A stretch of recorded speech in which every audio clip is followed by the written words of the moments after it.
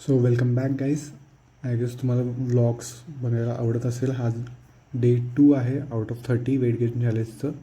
तर सकाळी आपल्याला 5 वाजता उठावं लागते, तेव्हा जाऊन कुठे 5:30ला रेडी होता येते सकाळ सकाळ वॉकसाठी.